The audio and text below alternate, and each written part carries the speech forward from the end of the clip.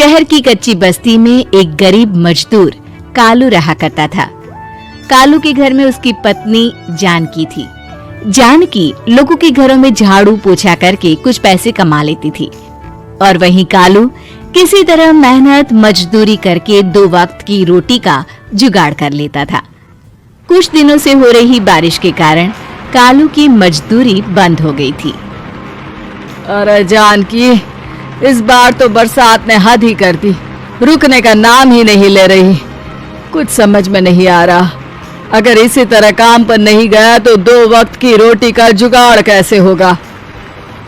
अरे तुम चिंता क्यों करते हो, बारिश का क्या है, 1 आध दिन में रुक जाएगी और उसके बाद में फिर से काम शुरू हो जाएगा। अरे 3 दिन तो हो गए, बरसात तो रुक ही नहीं रही है और आगे भी रुकने के कोई आसार नहीं दिख रहे। तो क्या हुआ, तुम्हारा काम बंद हुआ है ना? मैं तो अभी भी लोगों के घर झाड़ू पोछा करने जाती ही हूँ। मेरे पगार से कुछ दिन तो निकल ही जाएंगे। अरे घर का खर्चा तो हम किसी तरह चला लेंगे जानकी, लेकिन ये जो छत टपक रही है इसका क्या करेंगे? ये बात तो आपकी सही है। हमारी झोपड़ी अब काफी पुरानी हो चुकी है और इसके छप्पर में भी कई सारे छेद हो गए हैं। रात भर पानी टपकता रहता है। अरे मैं भी इसी बात से बहुत परेशान रहता हूँ। कहीं किसी दिन ज्यादा बारिश आ गई तो हमारी झोपड़ी टूटकर बिखर ना जाए।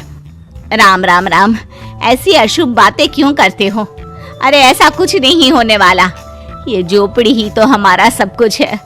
अगर यही नहीं रही तो हम जाएंगे कहाँ? ठीक है जानकी, जब तुम्हारी पगार मिल जाएगी तो कुछ पैसे बचाकर झोपड़ी के छप्पर की मरम्मत करवा लेंगे। शायद हमारी परेशानी कुछ कम हो जाए। ठीक है जी, अब ना ज्यादा परेशान मत हो। ये लो, खाना खा लो और सो जाओ। सुबह मुझे भी जल्दी काम पर जाना है। जानकी और कालू अपनी झोपड़ी में सो गए। रात को अचानक से बहुत तेज बारिश शुरू हो गई। धीरे धीरे बारिश का पानी कालू की बस्ती में भरने लगा। पानी भरते भरते झोपड़ी के बाहर तक पहुंच गया था। सुबह के वक्त जब कालू और जानकी सोकर उठे, हे भगवान, ये क्या हो गया? बारिश का पानी तो हमारे घरों तक पहुंच चुका है। अब मैं काम पर कैसे जाऊंगी? रहने दो जानकी, तुम आज काम पर मत जाओ। ऐसे पानी से निकल कर जाओगी और बीमार पड़ गई तो लेने के देने पड़ जाएंगे। लेकिन अगर नहीं गई तो मालकिन लोग नाराज हो जाएंगे।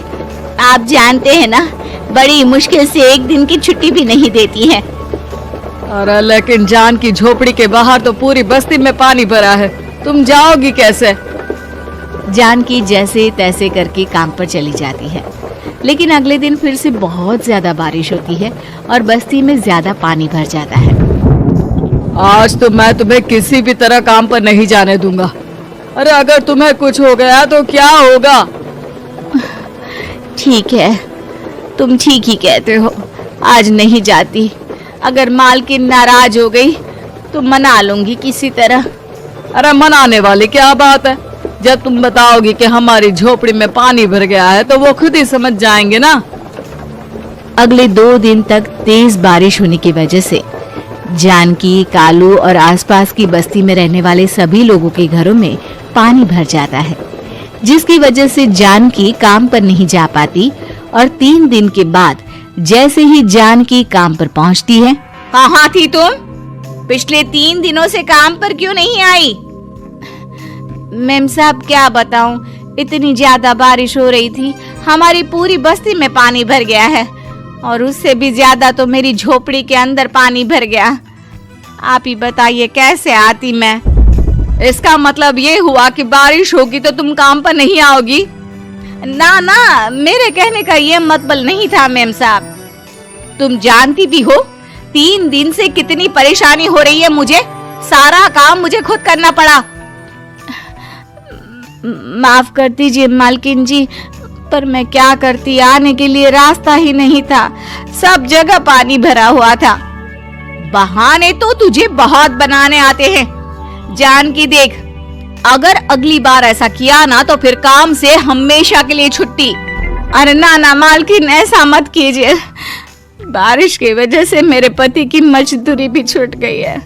बड़ी मुश्किल से घर में 2 वक्त खाने की रोटी का जुगाड़ हो पाता है। आप मुझे काम से निकाल देंगे तो हम क्या खाएंगे? अगर इतनी ही चिंता है तो फिर रोजाना काम पर आया करो। चलो अब जल्दी से जाकर घर का सारा काम करो। बारिश रुकने का नाम ही नहीं ले रही थी। पूरे शहर में बाढ़ जैसे हालात बन गए थे। लेकिन नौकरी जाने के डर से जानकी किसी तरह रोज काम पर जाती थी।